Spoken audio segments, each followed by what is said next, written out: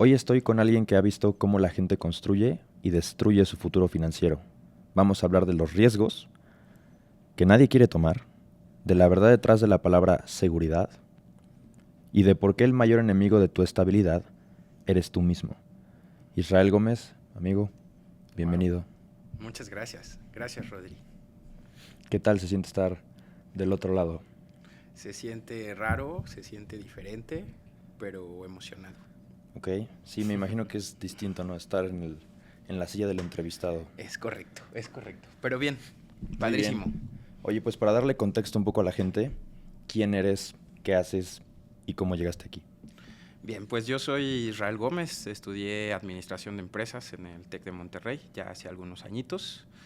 Y pues bueno, estuve trabajando 8 años en empresas a nivel global en la parte logística.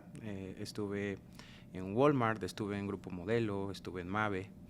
Y cuando en algún momento de mi vida tomé la decisión de emprender en la parte de la industria aseguradora, de seguros, y pues bueno, ya han pasado 11 años después de eso. ¿Por qué decidiste tomar ese brinco de emprender? Híjole, qué buena pregunta. Eso ocurrió hace prácticamente como 12 años, cuando estaba trabajando en mi último empleo, y yo no veía que gente más allá de 45 años, 50 años, tuviera como hasta cierto punto como una... más bien los veía limitados, pues, o sea, tenían trabajando muchísimo tiempo, muchísimos años de su vida y pues prácticamente sentados en una computadora. A mí la verdad es que estar sentado en una computadora llenando Exceles me puso muy de malas y eso que lo hice solamente como por 7 años. Y pues si así iba a estar los próximos 20, 30 años que iba a trabajar, por eso decidí buscar oportunidades de emprendimiento y la industria de los seguros me lo dio, ¿no? En ese momento, no te voy a mentir, no sabía que yo me iba a dedicar ya por muchos años a esto, sino que fue una prueba, como yo creo que muchos emprendedores lo hacemos, ¿no? Tomamos diferentes cosas, probamos por aquí, probamos por allá y hay algo que funciona y te gusta, vas encontrando como esa pasión y pues bueno, lo mío fue los seguros. Pues dijiste 7 años, ¿no? Solo 7 años. A mí me parece toda una vida. Siete Sí. años de posibles intentos, 7 años de riesgos, 7 años de oportunidades. Uh-huh. Es un rato, qué bueno que te animaste. Yo sé Sí, que es difícil. sí. Es difícil, pero siempre he dicho que tienes como una sensación de logro constante. Entonces ese sentimiento de avanzar y de cambiar y que tengas como la posibilidad de adaptarte y de ahora este proyecto no salió, pues cómo le haces para pararte y volver a hacer otro. Creo que esa sensación de sentirte como muy vivo es lo que me ha mantenido aquí. Normalmente en los podcasts veo que el tema que tocan es el éxito, los logros, ¿no? En podcasts que se dedican más a los negocios. Uh-huh. A mí me gusta ir un poco debajo, por eso se llama Truth, porque es en busca de la verdad, ¿no? De la verdad de cada quien. Ok. Y contigo me gustaría hablar de varios temas, entre ellos la familia, los amigos, socios, el emprendimiento, esta filosofía que tienes tú de ganar, ganar, que es con la cual te conocí también, los seguros, justo entender un poco más cómo cierra tu industria, Uh-huh. cómo funciona tu industria y ya luego llegar a un cierre. Claro. Entonces, primero, yo conozco a tu familia, es una familia muy bonita, los veo muy Gracias. unidos con todos sus problemas y sus visiones de cada quien, es una familia como que se entiende como un equipo y Ok. eso es muy agradable de ver. ¿En Gracias. qué momento te diste cuenta de que el legado familiar no solo se hereda, sino se construye? Híjole. Pues bueno, creo que esa familia que tú mencionas, que consta al final de mis dos hijos, de mi esposa y mis perros, que también son parte del equipo, creo yo, porque en situaciones nos han hecho estar muy unidos. Creo que mi familia, la, hasta cierto punto no es normal, ¿no? ¿En qué sentido? Creo que nosotros en los primeros años, y digo no es normal porque, pues bueno, eh, tengo una historia en donde cuando conozco a mi esposa, ya existía Leo, ¿no? Entonces, esta parte, pues hubo muchos comentarios en su momento, ¿no? De cómo yo iba a estar con una persona que pues ya estaba con Leo, ¿no? Entonces, para mí, yo estaba joven, tenía 29 años, entonces imagínate con esa juventud, muchos amigos me decían, oye, que estás loco, ¿qué vas a hacer? En ese momento tenía, según yo, un buen trabajo, ¿no? Entonces estaba económicamente estable, estaba apenas como creciendo en esa estructura corporativa y de repente me quise casar, ¿no? Entonces muchos amigos decían, ¿qué onda? ¿Estás loco o qué? Y la verdad es que creo que tuve, siempre le he hecho mucho caso a mi intuición. Entonces yo cuando conocí a María, sentí que la conocía desde hace mucho tiempo. Hacíamos muy buen equipo en las cosas que hacíamos. De hecho, empezamos a emprender por ahí juntos. Ella fue la que me enseñó de emprendimiento. Estábamos haciendo, primero vendimos unas latas de pintura en una licitación que se ganó por ahí y anduvimos consiguiendo todo en el centro, ¿no? Y éramos dos chamacos, ¿no? De 28, 27 años ahí haciendo nuestros pininos de emprendimiento. Después hicimos una empresa como de jardines verticales, entonces poníamos jardines en muchas casas, en empresas, y yo seguía trabajando en el mundo corporativo. Entonces yo era, cuando salía, pues íbamos a poner un jardín. Alguna vez pusimos uno en José Cuervo, ahí en Santa Fe, y fue así de estar toda la noche poniendo el jardín y al otro día irte a trabajar a la oficina y demás. Entonces, toda esa época me gustó muchísimo. Pero regresando un poco al punto, porque me desvié, es que con esta situación que te platico de que yo conocí a mi esposa cuando ya tenía a Leo, pues no era una situación normal. Entonces, para muchos, para mí tampoco lo era. Entonces, desde un principio, y creo que desde el origen, eso nos obligó a trabajar muchísimo en conocernos, en nuestra persona, en incluso terapia hasta cierto punto, por supuesto, que fue muy buena y sigue siéndolo para mis hijos y para mí. Y creo que cuando tu familia no es normal, ¿no? Eso te obliga de alguna forma como a trabajar en ello. Entonces, ahorita creo que tenemos una relación muy bonita los cuatro, como te lo agradezco mucho el comentario, lo dijiste, como un equipo, pero no fue nada fácil, ¿no? Pasaron algunos años de ciertas crisis con Leo conmigo, yo con Leo, con Luca, que llegó prácticamente 7 años después, o sea, entonces todo eso creo que hoy se puede traducir en un equipo, realmente un equipo, es que yo creo que eso es una familia, y eso pues hoy estoy muy contento por ello, y pues es lo más preciado que tengo. Todos hemos escuchado, ¿no?, que las cosas buenas cuestan muchísimo trabajo. Sí. Y no son particularmente fáciles. Es correcto. Yo sé que tú estás muy involucrado en el mundo financiero, ¿no? Y en el amor y en la familia se necesita más que solo amor. Se necesita mucho trabajo, mucho esfuerzo. En gran parte también lo económico influye mucho para el estilo de vida, la calidad de vida. Sí. Ahora, si tuviéramos que aislar el dinero, ¿cómo mides el éxito en tu familia? Qué buena pregunta. Pues creo que lo mediría en qué valores les dejo a mis hijos, a mi familia, en cómo los puedo llegar a inspirar, en todo eso que les puedo yo enseñar y se pueda traducir en un crecimiento para ellos, en un autoconocimiento. Creo muy importante, y que lo sigo aprendiendo, no soy ningún experto ni ningún gurú. Creo que trabajamos muchísimo todos los días para por más tiempo estar presente, y eso que nuestra relación como familia sea más fuerte, ¿no? Estar en los momentos difíciles, tener tiempo de calidad es súper importante.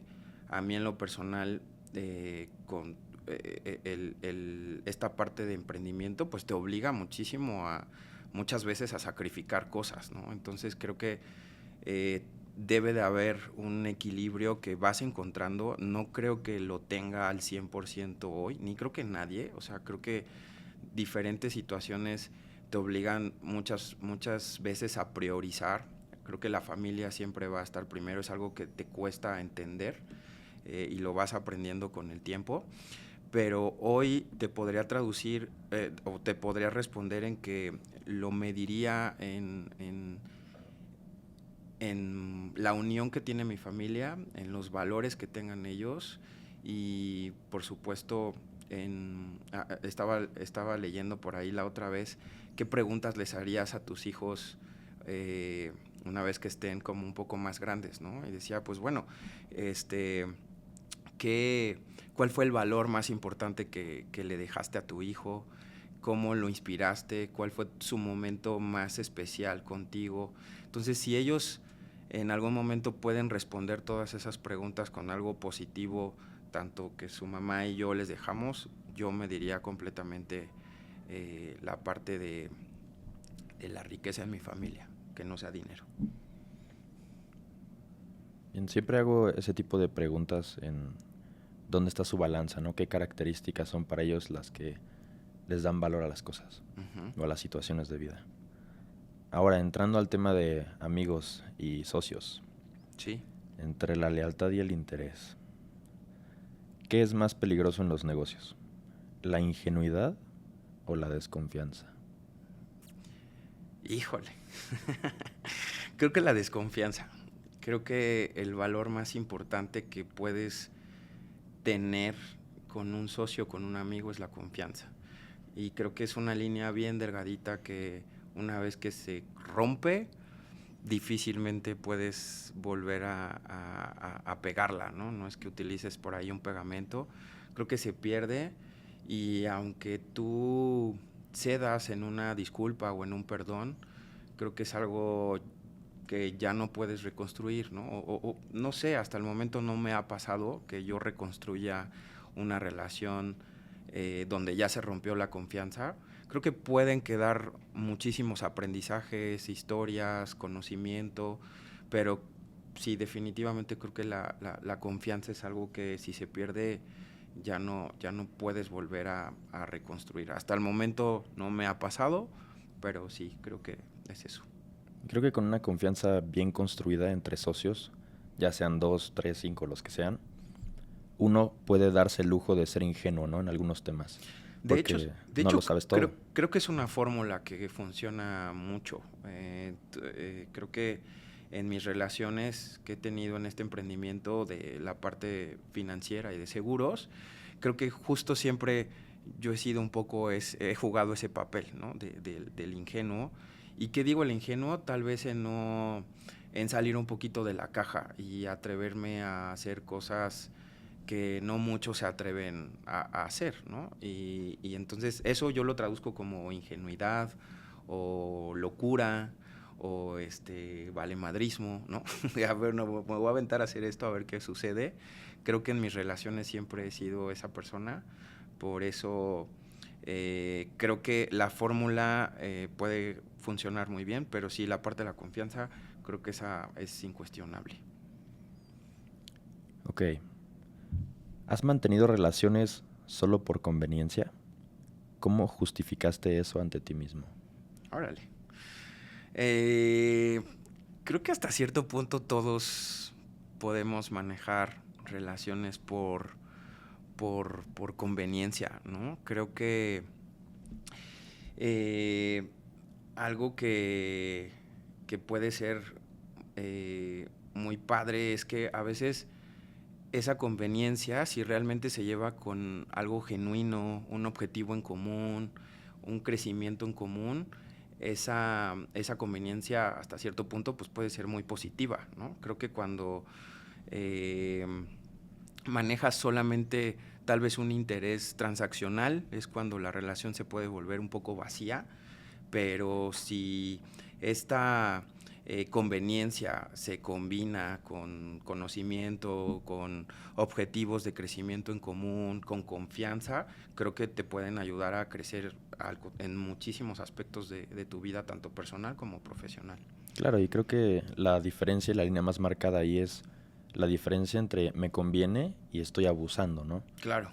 Porque yo conozco personas, que justo algunas muy cercanas, que me dicen, hay personas que te sirven para ser tus amigos, pero no negocios, y hay personas que te sirven para hacer negocios, pero no tus amigos. Sí, claro. Y se mantiene una relación súper estricta y no se permite que se mezclen los dos mundos, y de alguna forma eso funciona y se mantiene sano. Sí, y eso también, dejando los negocios, también puede ser en la parte personal, ¿no? O sea, al final, una amistad, ¿no? Que puedas no tener un objetivo económico, pues hasta muchas veces hay cierta conveniencia de, bueno, tú me sumas esto, yo te puedo sumar en esta parte, eso te hace crecer a ti como persona o incluso llevarle a un nivel de negocio y viceversa, ¿no? Entonces creo que es muy padre y muy bonito cuando se combina ese interés, pero sí que venga de vuelta ese, ese crecimiento, esa combinación de conocimientos, que es lo que creo que te puede ayudar a crecer mucho. Hace un momento mencionabas eso de pensar fuera de la caja, ¿no? Y tomar riesgos, estar un poco loco. ¿Cuántas veces has sentido como ese vértigo al tomar una decisión? ¿Y cómo supiste después que era un brinco correcto? Ok. Yo creo que como emprendedor y como persona, el vértigo creo que no lo dejo de sentir muchas veces. Creo que el vértigo se siente cuando decidí casarme con mi esposa, cuando decidí, y con Leo, cuando decidí emprender, cuando decidí renunciar a mi trabajo, que justo este fin de semana estuve con pues, una persona especial para mí, mi mejor amigo Fernando, y platicábamos de eso, ¿no? Decía, oye, es que cómo, o sea, hoy día tú hablas mucho de tiempo con tu familia, de emprender y demás, y eso tal vez años atrás lo pudiera tomar como, órale, me voy a aventar, ¿no? Pero ahorita tomar una decisión así de ya tener una familia y emprender, la verdad es que te respeto mucho por ese valor. Y yo me quedaba pensando y dije, pues es que yo tomé esa decisión también con familia, ¿no? Y hoy en mi industria hay muchas personas que toman la decisión de emprender en la industria de seguros con todo y familia. O sea, creo que el que tengas familia no significa que no puedas llegar a emprender.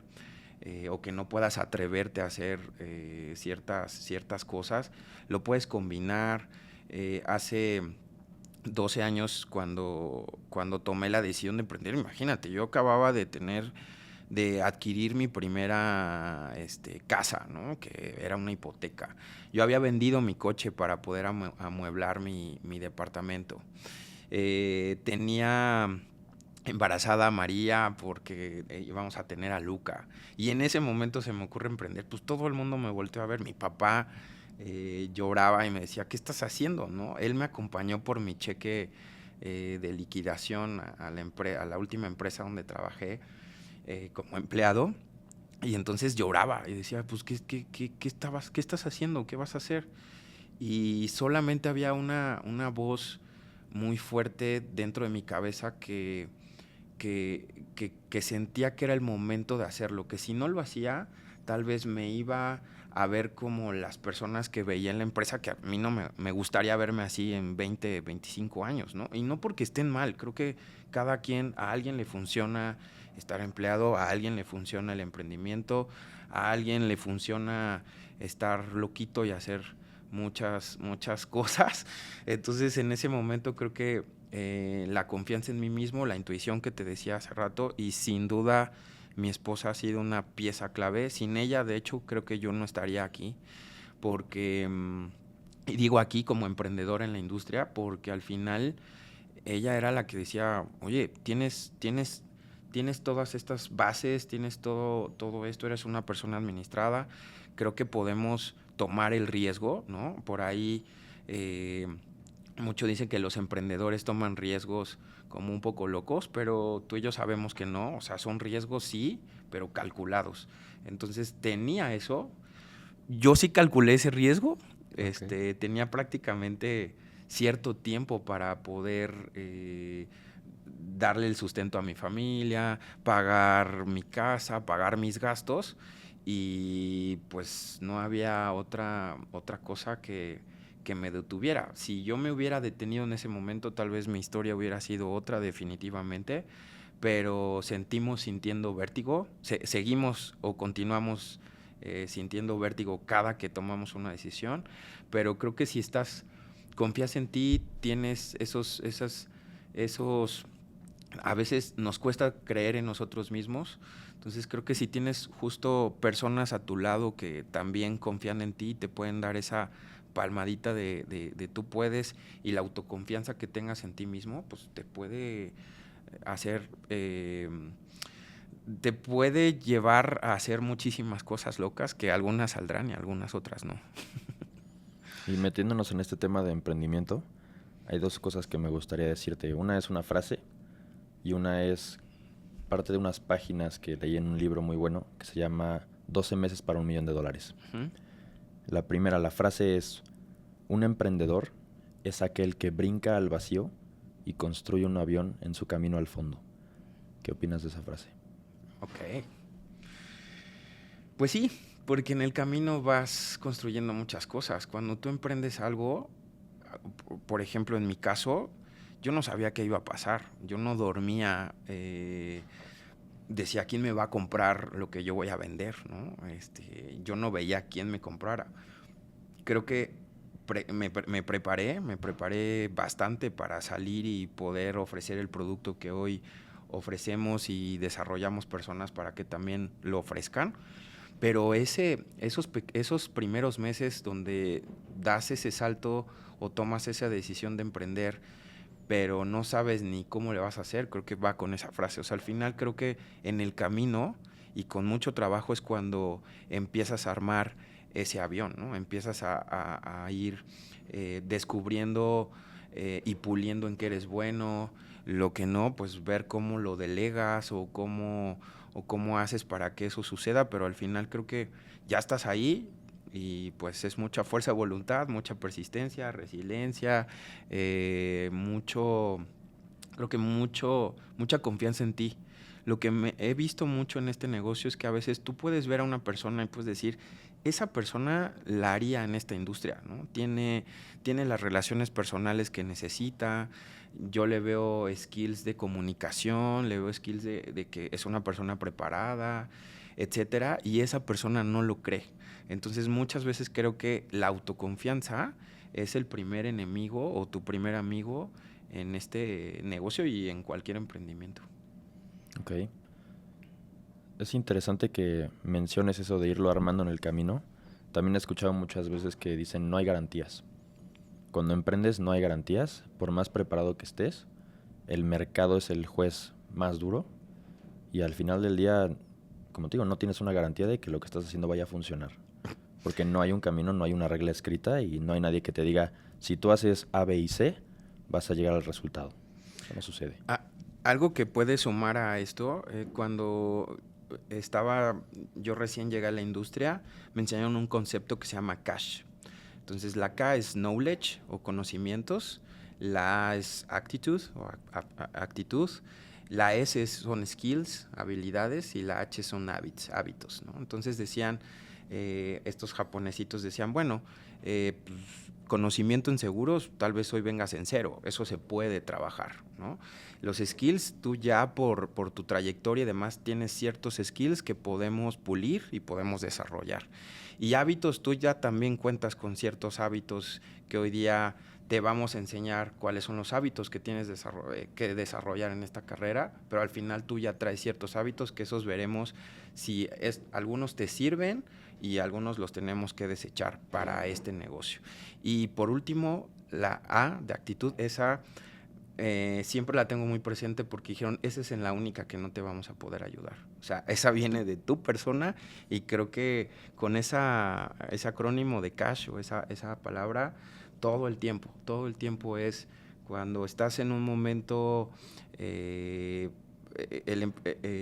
pues vaya, tal vez no tan buenos resultados o estás pasando por un valle, ¿no? Recordar eso, esa frase a mí siempre me ha ayudado muchísimo, entonces la actitud definitivamente aquí en todos lados es algo que necesitas. De algunos mentores he escuchado, si no sabes, te enseño, si no puedes, te ayudo, pero si no ¿No quieres, quieres? Exacto, ¿qué hacemos? es eso el cash. Lo que dicen las páginas de este libro que te decía hace un momento, esta persona se dedica mucho a desarrollar emprendedores, ¿no? A desarrollar negocios web, e-commerce. Y él conoce evidentemente a muchos empresarios, de muchas nacionalidades, ¿no? De muchos tipos de negocios, de muchos tipos de infancias. Y algo que él dice es que a pesar de todas esas diferencias, de nichos, de nacionalidades, de creencias, de personalidad, todos comparten un rasgo. Y es que cuando son pequeños, en algún momento se sintieron sumamente poco importantes. ¿A ti te pasó? Sí. Creo yo que cuando estaba pequeño siempre tuve esta necesidad tal vez de reconocimiento en la parte del... Yo decía, yo soy bueno en esto, entonces quiero reconocimiento. Yo soy bueno en esto, quiero reconocimiento. En algunas cosas que que tal vez intentaba ser muy bueno, pero no lo logré. Pues bueno, tal vez me quedaba con esa necesidad, ¿no? Independientemente de que creo que todos los seres humanos tienen hasta cierto punto una necesidad de reconocimiento, creo que es una necesidad humana y en este trabajo se da muchísimo. Y de hecho creo que los mejores agentes de seguros son los que tienen esa necesidad de reconocimiento eh, como como muy a flor de piel, ¿no? Hay veces que ves a las personas y dicen, no, a mí no me gusta el reconocimiento, pero tal vez una vez que lo prueban, no salen de ahí. Y a mí me pasó eso. Yo cuando llegué acá, algo que me motivaba mucho justo era, oye, pues ¿cuánto hay que vender para ser mejor? Pues esto, pues, ¿y qué tengo que hacer? Pues tienes que hacer punto A, punto B y punto C. Y creo que en algo que soy muy bueno es ser disciplinado. Y si me dicen, haz el punto 1, 2 y 3, así a rajatabla hago punto 1, 2 y 3. Entonces, eso fue lo que a mí me ayudó en esta industria a, a trabajar duro y a ganar ese reconocimiento.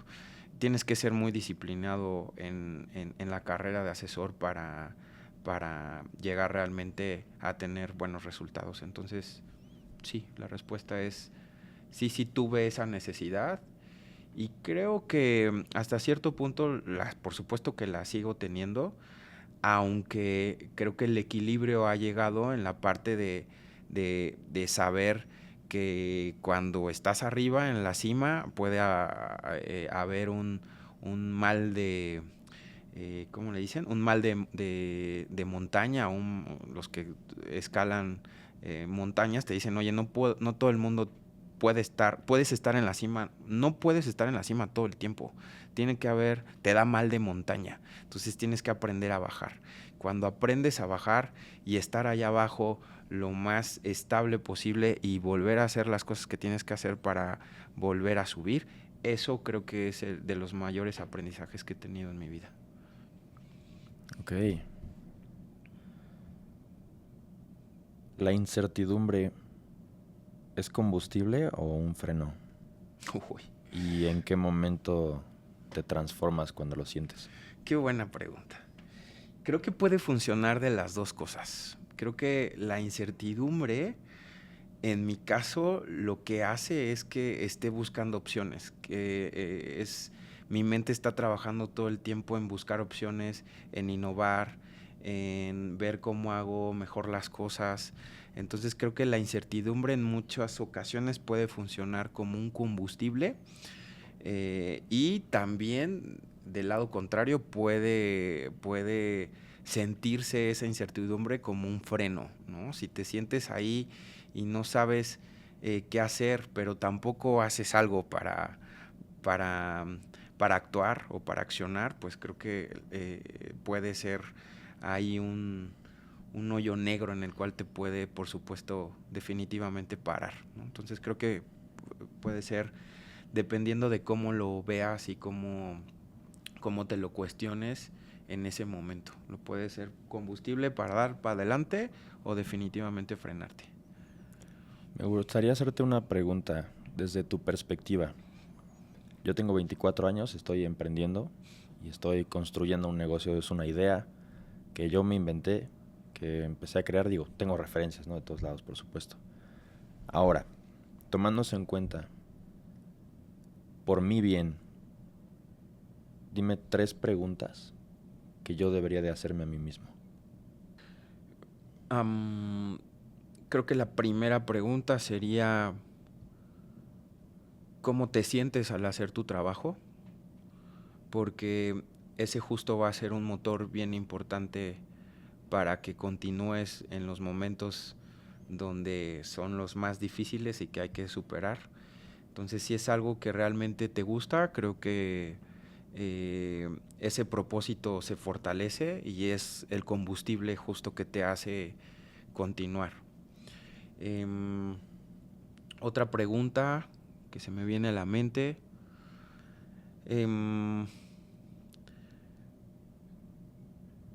creo que sería que si es importante para ti lo que dejas en este mundo, cuál va a ser ese legado que vas a dejar, ¿no? Tanto para ti, si en algún momento tienes familia, ¿no? Para tu familia, qué es lo que vas a dejar. Y número 3, yo creo que qué tan estable tu trabajo, tanto en el sentido mental como en el sentido económico, la tranquilidad que puedas tener. Eso es súper importante, porque si va a ser un trabajo en el cual nunca vas a tener tiempo de descansar, nunca vas a tener el tiempo de tomarte unas vacaciones con tu familia, o sea, creo que eso llega, pero si es algo que nunca te va a permitir hacer eso, creo que esa sería como un foco rojo en el cual yo lo pensaría. En este trayecto del emprendimiento y de tu vida en familia, amigos, socios, errores y éxitos, siempre tomamos decisiones, ¿no? La vida se trata de decisiones. ¿Hay decisiones que hayas tomado que, aunque sean correctas, te han dejado un sabor de boca amargo? Sí, por supuesto. ¿Cuáles? Creo que vas tomando en el tiempo diferentes decisiones que justo te dejan muchos aprendizajes. En mi caso, siempre ha sido la parte de la confianza. Confío mucho en las personas y conforme vas creciendo, pues tal vez las decepciones se van volviendo todavía más fuertes, ¿no? Más importantes o tal vez de mayor impacto. ¿En qué sentido? En que pues ya te impactan en tu familia, te impactan en tu negocio, te impactan en tu economía, te impactan de tal forma que sí puede llevarte a hacer un cambio radical, ¿no? A irte a otro negocio, a irte a otro lado. Entonces, en lo personal, creo que la parte de la, insisto, de la confianza, para mí sí es algo súper importante en los negocios, en mi trabajo. Y aunque todavía mucha gente me diga, no seas tan confiado, ¿no? Creo que es mi esencia y no sabría cómo vivir no confiando en la gente, porque al final creo que voy a tener muchas decepciones, he tenido bastantes, y de cosas y personas tal vez que he querido mucho, y lo digo a nivel personal y a nivel profesional. Creo que en las dos partes en mi vida he tenido muchas decepciones, bueno, contadas, tal vez no sé si muchas, pero sí que me han marcado, tanto de amigos desde la infancia hasta la actualidad. Y yo no creo que pueda continuar mi camino sin seguir confiando en la gente. O sea, al final creo que ese voto de confianza siempre se debe de otorgar, y es mi manera en la cual pues trabajo y funciono, ¿no? Si no estaría como por ahí enojado todo el tiempo. Oye, ahora me gustaría meterme a esta parte de los seguros, porque Sí. pues en gran medida te dedicas a eso y me llama mucho la atención porque en México creo que hay una falta de cultura de eso, una falta de conocimiento. Yo en lo personal me considero muy ignorante del tema Ujú. y creo que también hay muchos mitos, hay mucha mala fama que rodea y permea todo lo que son los seguros. Ahora yo, por ejemplo, he escuchado de varios empresarios que los han transado con dinero, que no les han pagado, no les ha cubierto el seguro tal y tal, o que es una pérdida de dinero, ¿no? Muchos me dicen, ¿por qué no en vez de invertirle al seguro, invertirle, me hacen aparte, haces más dinero, inviertes en tu empresa y eso te va a generar más dinero, ¿no? Ese Ujú. es tu seguro de verdad. Ujú. Entonces, ¿qué opinas tú Sí. que te dedicas a esto y le tienes tanta pasión y ayudas a tantas personas con el seguro? Incluso te lo pregunto desde un ámbito personal, ¿no? ¿Yo Ujú. por qué debería de usar un seguro si soy empresario, si soy emprendedor? ¿Qué beneficio me trae y qué me puedes decir de estos mitos? Ok. Eh, Creo que ma- am, la industria ha cambiado con el tiempo. Siempre los seguros han sido contratos que están ligados a Comisión Nacional de Seguros y Fianzas, a la Comisión Nacional Bancaria, Secretaría de Hacienda y Crédito Público. Entonces sería hasta cierto punto em, incorrecto que no se cumpliera. Pues es un contrato, ¿no? Una póliza de seguro es un contrato legal que por supuesto se debe de cumplir. Ahora, si pasamos a la parte de estos mitos de no me pagaron, no me dieron mi dinero, creo que más allá de eso es desinformación. Creo yo que la responsabilidad está en las dos partes, tanto en la persona que se va a asegurar como en el agente que está vendiendo esa póliza. ¿Por qué? Porque muchas veces el agente, por supuesto, algo que de lo que debes de asegurarte cuando compras una póliza es que sepas que está certificado. Nosotros tenemos una cédula, así como los doctores tienen una cédula, nosotros también tenemos que certificarnos ante Comisión Nacional de Seguros y Fianzas. Una cédula que actualizas cada 3 años. Creo que los doctores lo actualizan cada 5. Entonces, para eso hay una certificación, hay horas de estudio y hay mucha responsabilidad en nosotros en realmente decirle a la persona qué está comprando. Aunque del lado de la parte del cliente, a veces no nos tomamos el tiempo de realmente hacer muchos cuestionamientos, tal vez podría decirlo así. Y el agente, hay, por supuesto, como en todos lados, hay malas prácticas, que por supuesto por eso recomiendo que si vas a comprar una póliza te asegures de que esa persona tiene experiencia, tiene tiempo, o si es nuevo, que esté acompañado también por alguien que la tenga, que es lo que nosotros hacemos. Cuando un agente entra, nosotros acompañamos a esos agentes para que las personas tengan la información completa, verídica y demás, ¿no? Para la compra de su póliza.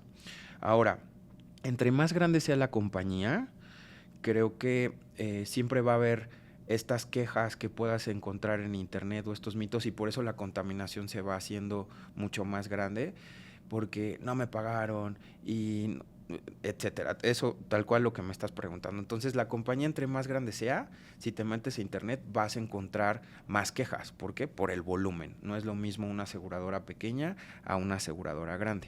Ahora, un poquito acotando hacia la respuesta, es que así como cualquier contrato, hay condiciones generales. Y esas condiciones generales son las que avalan la póliza legalmente y hay a veces es la responsabilidad del que está comprando la póliza de tampoco no leer todas las condiciones generales y de la parte de la gente informar toda la parte de lo que está comprando la persona, ¿no? O sea, por qué lo está pagando. Ejemplo, en gastos médicos es un tema bien delicado, es un tema complejo porque hay tiempos de espera y muchas veces las personas no saben creen que si tienen un seguro de gastos médicos mayores, por ejemplo, los va a proteger contra todo y me va a doler el estómago, yo voy al hospital y me van a atender de absolutamente todo, sin pagar ni un peso.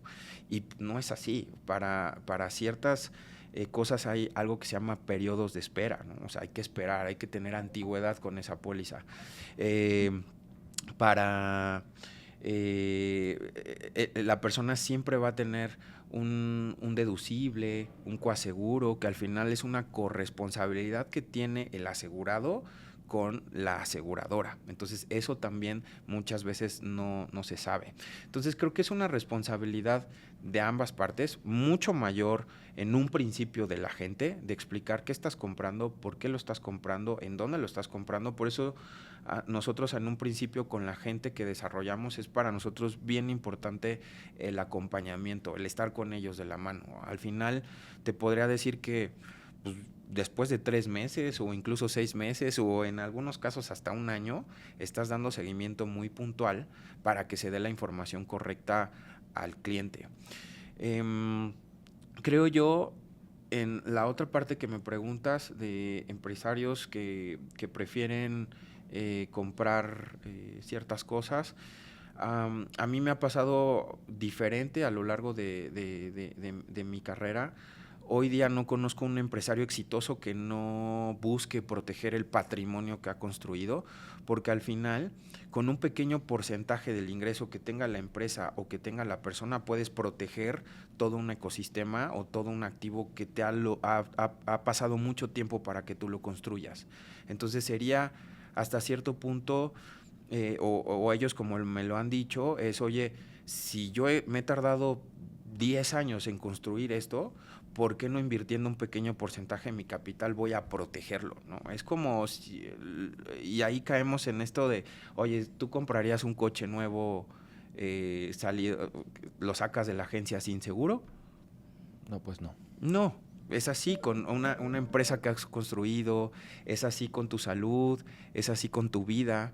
Entonces, lo que creo que juega en estos mitos y en estas preguntas es la información que tanto el cliente como el asesor realmente tengan esos argumentos, esta plática de darte el tiempo, porque eso también existe. A veces, oye, es que vamos a ver esto, date 20 minutos y muchas veces no se quieren dar ese tiempo. Creo que de manera cultural deberíamos de tomar muy en serio la parte de asegurarse en la cuestión de vida, asegurarse en la cuestión de salud, asegurarse en todo esto que estás construyendo a lo largo de tu vida, porque es muy importante, es por lo que todos los días nos paramos, trabajamos, nos cuidamos. Entonces, creo yo que no nada más es responsabilidad de la parte del quien está vendiendo la póliza, sino también de la otra parte, de darte el espacio de preguntar, de invertir el espacio para conocer realmente tu póliza, de tomarlo en serio, ¿no? Muchas veces no lo toman en serio, es como, sí, ya paga el seguro, va, y la póliza, quién sabe, ¿no? Entonces creo que sí es una corresponsabilidad. En lo que a mí respecta, como asesor, pues por supuesto estar bien preparado, estar capacitado, estar certificado, estar bien informado y por supuesto darle la respuesta a las preguntas que tiene la persona que estamos asegurando o la empresa que estamos asegurando. Entonces, creo que es un poco por ahí, ¿no? O sea, al final ese mito de las aseguradoras no pagan es completamente un mito, son contratos legales, o sea, se meterían realmente en problemas muy fuertes y muy importantes al no pagar un siniestro, ¿no? Si no se paga un siniestro, puede ser también por una omisión, que eso es mucha responsabilidad de la persona que se está asegurando. Y también, por supuesto, de nosotros, ¿no? Si me dices, oye, ponle ahí que no fumo, ¿no? Pues no, si fumas, hay que poner que fumas. Si usas moto, hay que poner que usas moto, ¿no? Entonces creo que esa corresponsabilidad juega mucho ahí y por supuesto que una aseguradora, si tiene un siniestro, se va a pagar, ¿no? Hoy la aseguradora en donde trabajo fue un récord lo que se pagó prácticamente en toda la pandemia, ¿no? O sea, hubo muchísima gente que gracias a la protección que tenían los seguros, de alguna forma no cayó en una situación de pobreza, ¿no? Entonces creo que de las dos partes hay responsabilidad, sin embargo, a veces se nos olvida que también como clientes tenemos que tener este tiempo de informarnos y de platicar con nuestro asesor. Yo lo que recomiendo es que prácticamente le estás dando el poder de la protección de tu patrimonio a ese agente. Entonces, de las dos partes hay mucha responsabilidad y por eso creo mucho en un asesor profesional. Siempre hoy a los asesores que estamos desarrollando no eres un asesor de seguros, eres un asesor profesional en seguros. ¿Qué te indica eso? Que tienes que tener un mayor compromiso, ¿no? Porque al final creo que trabajamos con la segunda cosa más importante después de lo que para alguien es lo más importante en su vida, que puede ser tal vez su familia, ¿no? Estamos hablando, la segunda parte es su dinero, es su patrimonio, es por lo que todos los días se para y chambea, ¿no? Entonces, eso es delicado y tienes que tener mucha ética y mucha responsabilidad en cómo manejas eso, porque es su dinero. Ahorita mencionabas lo de los contratos, ¿no? Que se cumplen bajo la ley y tal. Son esas letras chiquitas las que creo que le preocupan a la mayoría de personas, incluyéndome. Y es lo que decías, ¿no? Es una responsabilidad de ambas partes. Pero ahora, ¿cómo tengo yo una garantía de que el asesor al que le voy a pagar, ese asesor que me está asesorando, me está diciendo la verdad y está siendo lo más transparente, honesto y directo conmigo, con lo que estoy contratando, con lo que estoy pagando? Y cómo yo tengo certidumbre de que ese producto va a proteger mi empresa y mi patrimonio, y algo que me ha costado sangre, sudor y lágrimas construir. Creo que el primer punto es que realmente tengas una charla con el asesor y nosotros le llamamos análisis de necesidades. Es decir, tenemos que identificar la necesidad y tenemos que cubrirla, por supuesto, con lo que tú estés pidiendo como cliente. Esas letras chiquitas justo es un mito, porque las exclusiones, es decir, el por qué una aseguradora no te pagaría, ahora en las pólizas, en los contratos, vienen en grande, vienen en negritas y vienen en cursiva. Okay. Entonces, no son letras chiquitas, son letras grandotas, en cursiva y bien señaladas. Entonces, creo que desde ahí empieza el mito. Y la otra es sentarse. Una vez que tengas por supuesto, yo sí investigaría un poquito y me daría el tiempo, por eso insisto en el tiempo que inviertas en conocer a tu asesor, porque es importante que se presente, que sepas de dónde viene, que sepas si tiene certificación, que sepas de él. O sea, creo que va a ser difícil que tú le compres una póliza a alguien o le entregues cierta cantidad de dinero a alguien que no has visto en toda tu vida. Entonces creo que por eso es importante darse el espacio y darse el tiempo de charlar con esta persona para ver su trayectoria, si viene acompañado o no de un profesional, si es que está iniciando, porque por supuesto habemos personas que cuando iniciamos nos acompañaron, ¿no? Tú llevas más de una década, ¿no? Ya. Sí, son 11 años, acabo de cumplir en noviembre. Ok. Entonces te diría eso, no hay letras chiquitas, son letras grandotas, son contratos, cursivas y conocer a tu asesor. Tipo, yo que estoy emprendiendo, ¿me recomendarías tener un seguro? Sí, por supuesto. ¿Por qué?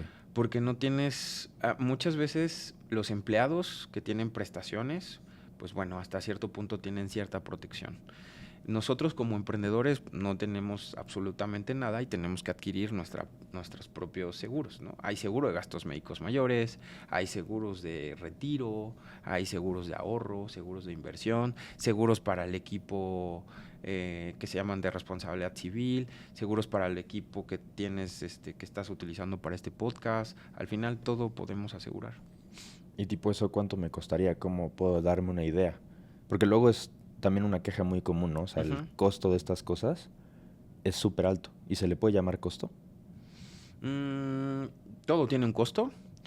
Y lo que podría decir ahí es que no hay una suma que yo te pueda dar específicamente, porque lo que se hace es hacer un listado de tu equipo, de cuánto vale y por cuánto lo quieres asegurar. Una vez que haces eso, por eso el cuestionario es largo. No soy especialista en la parte de los equipos, yo soy especialista en la parte de vida y de seguros de gastos médicos mayores y para empresas, pero no de equipo. Pero lo que te puedo responder es que se hace una lista de por cuánto dinero tú quieres asegurar tu equipo, eso se manda a la aseguradora. Si he tenido la oportunidad de ver este tipo de seguros, se manda a la aseguradora y la aseguradora pone un precio o pone una prima y te dice, bueno, si tú quieres asegurar tu equipo que vale $500,000, pues bueno, la prima o el costo que yo te voy a cobrar por comprar este riesgo es tanto, y ya tú vas a decidir si lo tomas o lo dejas. Pero te sorprenderías, no son caros las pólizas para poder proteger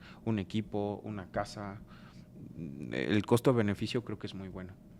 Ok. Y tú personalmente, o sea, fuera de considerarte un asesor de seguros, ¿por qué contratas un seguro? Creo que en mi caso, por salud o por tranquilidad espiritual. ¿En qué sentido? En que yo sé que si hoy me pasa algo, fallezco, me invalido o me enfermo terminalmente, mi familia va a tener dinero para poder continuar su escuela, su comida, su casa y poder salir adelante. Y en la parte de salud, pues por supuesto también tener protegido, pues, de alguna forma, si yo entro en un hospital, lo que mucha gente dice, oye, los seguros de gastos médicos son muy caros. En realidad no es que sean muy caros, es que no hay una regulación para los hospitales, y eso lo que hace es que mucha gente, desgraciadamente, no tenga acceso a un sistema de salud adecuado, ¿no? Entonces, por ello. Ok. Y ahora, para cerrar un poco este podcast, que primero te quiero agradecer tu tiempo Gracias a y me ti. gustaría cerrar con dos preguntas. La primera es, si perdieras todo lo que tienes el día de hoy, ¿qué crees que sería lo primero que harías?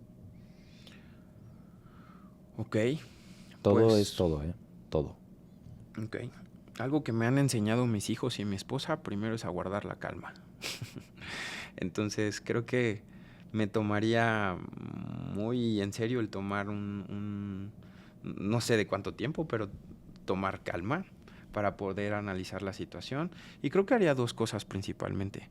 Una sería, creo que la red de contactos y más que nada las relaciones personales que he creado a lo largo de este tiempo, eh, para mí son muy importantes. De hecho, creo que es un activo, es de las cosas más importantes que vas construyendo en el tiempo, tus relaciones.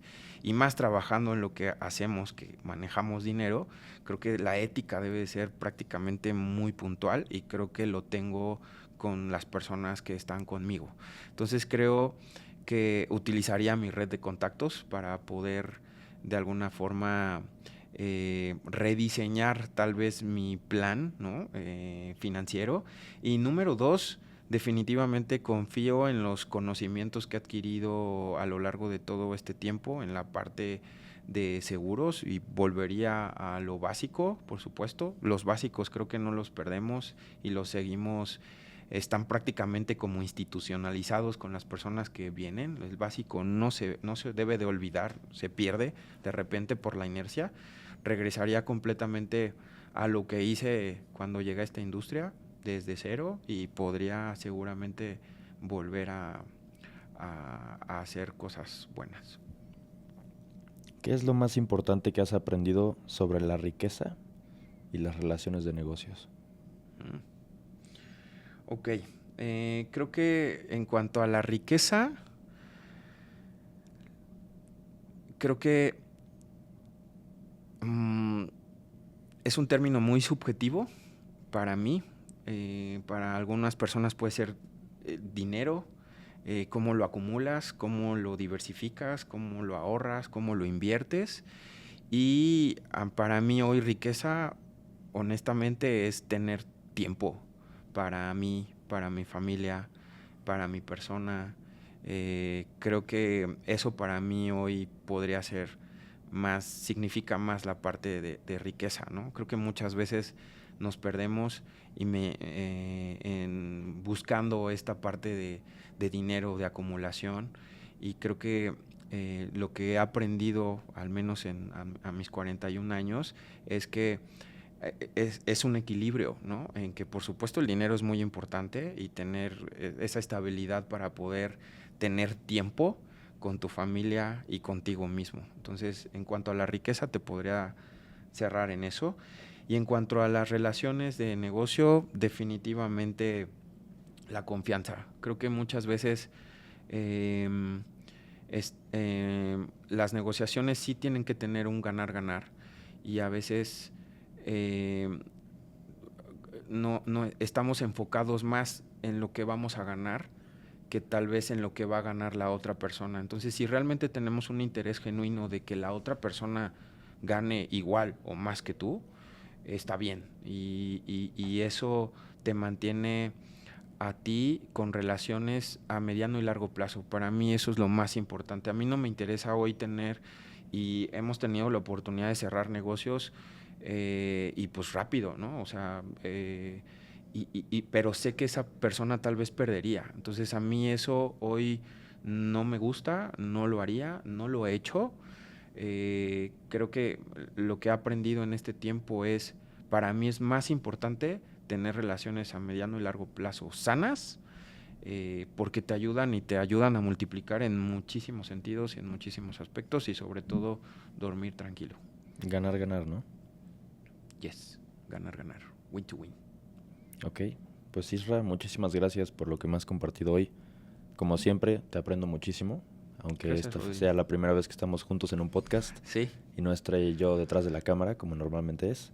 Te es agradezco correcto. muchísimo todo lo que me enseñas, agradezco muchísimo tu amistad también, Qué padre. tu paciencia y el hecho de que hayas creído en mí con este proyecto. Te lo agradezco mucho, hermano. Muchísimas gracias a ti, hermano. Y lo platicábamos hace rato, ¿no? Empezamos ahí con 2 micrófonos aquí de solapa Una cámara y una caja. cámara en una caja, y ahora ver todo este equipo y todo, de verdad te felicito. Creo yo que, y lo hablo con mi esposa, hablamos de ti y decimos, lo que tiene Rodri, o sea, Rodri va a llegar muy lejos por esa garra que tienes y esa hambre que tienes, que todos necesitamos, y creo que lo más importante es no perderla, pero sí llegar a un punto justo en equilibrarla, que eso a veces te lo he dicho así de, ahorita estás muy joven y tienes la edad y está padrísimo, solamente aprende a tomar como esos breaks mentales que pueden llegar a aclarar tu mente.